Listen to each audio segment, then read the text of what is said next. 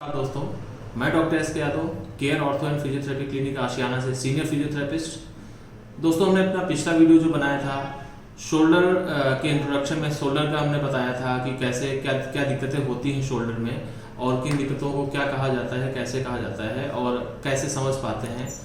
इसी में हमें इसी पार्ट में हम एक कड़ी को और जोड़ रहे हैं जिसमें कि हम अपने जो रोटेटर कफ मसल्स होती हैं हमारी चार, उनके टेस्ट कैसे करें, उनको कैसे पता लगाएं कि हमें फ्रोजन शोल्डर है या फिर चोट लगी हुई है, या फिर अगर लगी है चोट तो किस मसल को नुकसान हुआ है, या कोई मसल इंजर्ड हुई है तो कौन सी मसल इंजर्ड हुई, ये जानने के लिए हम आपको ये वीडियो बना रहे हैं। और इसी में हम बताएंगे हर एक मसल का अलग अलग आपको बताएंगे, रोटेटर का मसल का टेस्ट बताएंगे कि कैसे हम करके कैसे किस मूवमेंट को करके हम ये पता लगा सकते हैं कि हमारे कौन सी मसल में टियर हुआ है या वीकनेस है या इंजरी है या स्वेलिंग, मतलब क्या है, उस हम हर टेस्ट से अलग अलग पता लगा सकते हैं। दोस्तों, जो रोटेटर का मसल होती है वो हमारे शोल्डर में वो बहुत ही यूजफुल, यानी कि हर मूवमेंट लगभग उन्हीं से होता है हमारे शोल्डर का। और एक चीज और देखा गया है कि अगर टियर होता है तो हाथ का मूवमेंट रिस्ट्रिक्ट हो जाता है, हाथ उठना बंद हो जाता है, कभी कभी किसी पर्टिकुलर या सर्टेन एंगल पे ले जाने में पेन होता है, पर्टिकुलर मूवमेंट जो है रिस्ट्रिक्ट हो जाता है। उन सब चीज़ों को हम बताएंगे आपको आज अपने इस वीडियो में, अपने मॉडल के थ्रू बताएंगे। आइए हम आपको बताते हैं अपने मॉडल के थ्रू कि कौन से मसल के लिए कौन सा टेस्ट करते हैं और कैसे पता लगाते हैं, जो कि जनरल पब्लिक आजकल अवेयर नहीं है उस चीज़ के लिए। तो जनरल पब्लिक भी उस चीज़ को लेकर अवेयर हो जाएगी, क्योंकि बहुत बार ऐसा देखा गया है कि शोल्डर जो है पब्लिक परेशान रहती है, यानी पेशेंट परेशान रहता है कि हमारे शोल्डर में आखिर हुआ क्या, हमारे शोल्डर की ताकत क्यों चली गई, हमारा शोल्डर ऊपर उठ क्यों नहीं रहा है, हमारा हाथ पीछे क्यों नहीं जा रहा है। ऊपर उठाते हैं तो हमारा आधे तक ऊपर उठता है, उसके बाद फिर कुछ पर्टिकुलर कुछ एंगल तक ले जाने के बाद ऊपर हेल्प करनी पड़ती है, सपोर्ट देना पड़ता है, उसके बाद फिर से उठ जाता है। आखिर ये चीज़ें क्यों फेस कर रहा है पेशेंट और इनके पीछे का क्या कारण है। बहुत लोग तो ये देखा गया है कि बाइक को राइड कर रहे हैं, बाइक चला रहे हैं, तब भी उनका हाथ बैलेंस नहीं बनाता है, या फिर हैंडल को होल्ड करने के लिए हाथ में बहुत ज़्यादा पेन या बहुत ज़्यादा प्रेशर लगाना पड़ता है, बहुत ज़्यादा कॉन्शियस रहना पड़ता है। इवन कभी कभी तो एक्सीलेटर देने के लिए भी हम उस चीज़ को एफर्ट के थ्रू कर पाते हैं, जो कि एफर्टलेस होना चाहिए, एफर्ट के थ्रू कर पाते हैं। बहुत ज़्यादा चीज़ें खराब हो जाती हैं, शोल्डर पेन बना रहता है और हाथ में भी पेन आने लगता है और मूवमेंट नहीं हो पाता, तो पेशेंट डिप्रेशन में भी जाने लगता है। हमारे पास कई ऐसे पेशेंट आए हैं जो कि अपने इस वजह से उनको पता ही नहीं था कि हमें हुआ क्या है, शोल्डर में क्या हो गया है, टियर हुआ है या फिर फ्रोजन शोल्डर हुआ है, चोट लगी है, तो उसकी वजह से वो डिप्रेशन में जाने लगे थे कि हमारा कभी शोल्डर अब सही नहीं होगा। आइए दोस्तों, हम आपको बताते हैं अपने मॉडल के थ्रू कि कौन से मसल के लिए क्या टेस्ट करें और कैसे जाने कि हमारे कौन सी रोटेटर कफ में क्या परेशानी आ रही है। आइए हम बताते हैं आपको अपने मॉडल के थ्रू बताते हैं कि कौन सा टेस्ट या कौन सी मसल कौन से रोटेटर कफ के लिए हम कौन सा टेस्ट करते हैं और किस एंगल पे हाथ को ले जाके पर्टिकुलर एंगल पे ले जाके हाथ को पता करते हैं कि हमारे शोल्डर में कौन सी मसल में कौन सा टियर है या फिर स्वेलिंग है या फिर वीकनेस है। थोड़ा सा हम कहेंगे पास आके दिखाएंगे तो थोड़ा सा सब चीजें हमारे दर्शक हमारे पेशेंट जान पाएंगे। सबसे पहले पेशेंट को बिल्कुल ऐसे इस पोजीशन में खड़े कर लेना है, फिर आप साइड में खड़े हो जाइए। जिस हाथ में पेशेंट को दर्द है या फिर नहीं उठ रहा है या फिर वीकनेस लग रही है, शोल्डर में ताकत नहीं है, कोई चीज फेंकने में ताकत नहीं लग रही है, तो हम उसको ऐसे पता करेंगे, सीधे खड़े हो जाएंगे। सबसे पहले हम सुप्रास्पाइनेटस के लिए बताते हैं टेस्ट कौन सा टेस्ट होता है या फिर कैसे किस तरीके से किस एंगल पे ले जाके हम टेस्ट करेंगे। मॉडल खड़ा होगा या पेशेंट खड़ा होगा, पेशेंट से बोलेंगे हाथ अपना सामने की तरफ करेगा पेशेंट, उसके बाद हाथ को ऐसे घुमाने के लिए बोलेंगे, अंगूठा खुला हुआ होगा, इसको इंटरनली रोटेट करने के लिए भी कह सकते हैं, इंटरनली रोटेट करने के लिए बोलेंगे। उसके बाद यहाँ पे हाथ रखेंगे हम अपना पेशेंट के हाथ पे, तो पेशेंट से बोलेंगे कि हाथ को ऊपर के लिए उठाए, ताकत लगाए।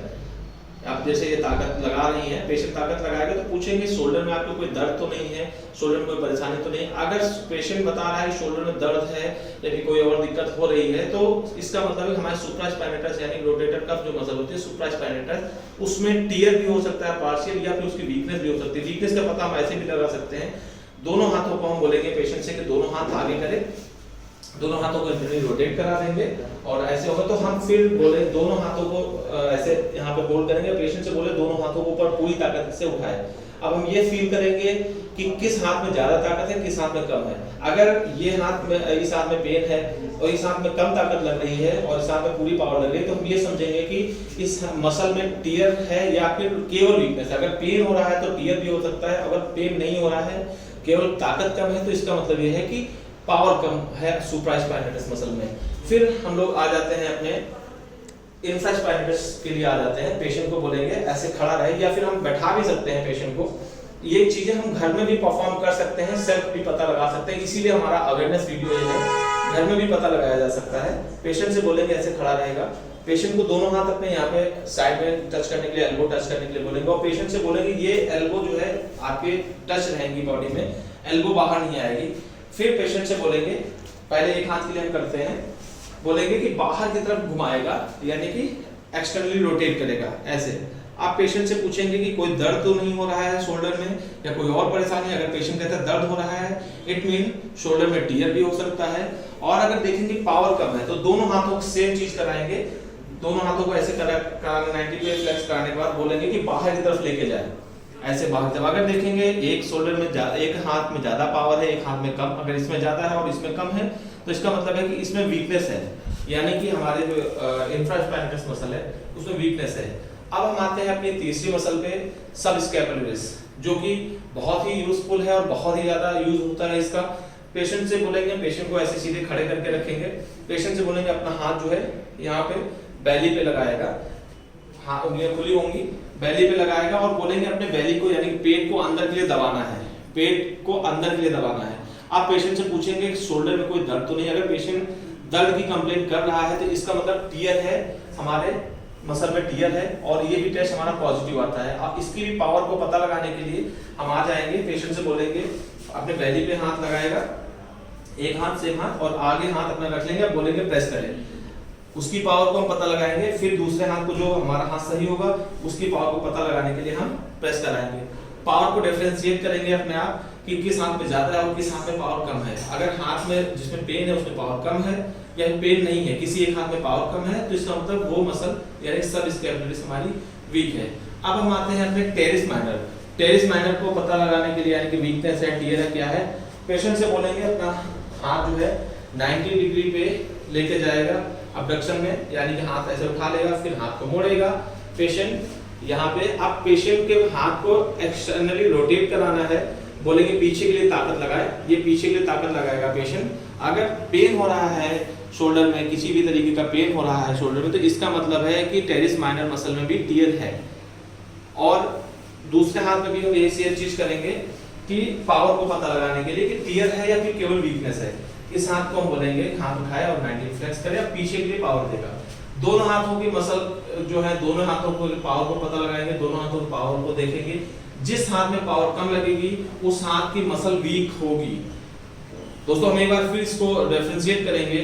अगर पेन है तो उसका मतलब होगा कि टियर है, पार्शियल टियर। अगर कंप्लीट टियर होगा तो वो हाथ ऊपर, जिन को मूवमेंट को हमने कराने के लिए बोला है वो मूवमेंट हो ही नहीं पाएगा। अगर पार्शियल टियर यानी कि थोड़ा सा अंदर कट आया हुआ है, टियर आया हुआ है, तो शोल्डर में पेन होगा, उस मूवमेंट को कराने पे उसको कहते हैं कि टेस्ट पॉजिटिव आया। पॉजिटिव का मतलब होता है कि टियर है। और अगर टियर नहीं है, केवल हाथ में पावर कम है, तो इसका मतलब है कि हमारी मसल में वीकनेस है, यानी कि रोटेटर का मसल में वीकनेस है।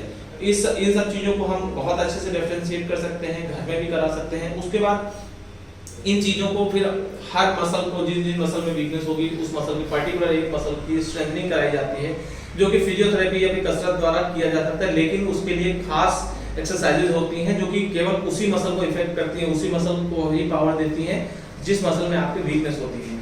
ठीक है, तो हम आपको आगे बताते हैं कि और क्या क्या चीजें रहेंगी हमारे आगे वाले वीडियो में, आइए बताते हैं। तो दोस्तों हमने आपको बताया अपने मॉडल के थ्रू कि कैसे हम किस मसल का टेस्ट परफॉर्म करें, कैसे उसको डिफरेंशिएट करें कि टियर है या फिर मसल में वीकनेस है। तो ये चीज़ें हमारे दैनिक जीवन में, यानी कि पर डे की लाइफस्टाइल में बहुत ज़्यादा यूजफुल है। इस तरीके से हम पता लगा सकते हैं कि हमारे कौन से मसल में टियर है, वीकनेस है या फिर कोई और परेशानी है।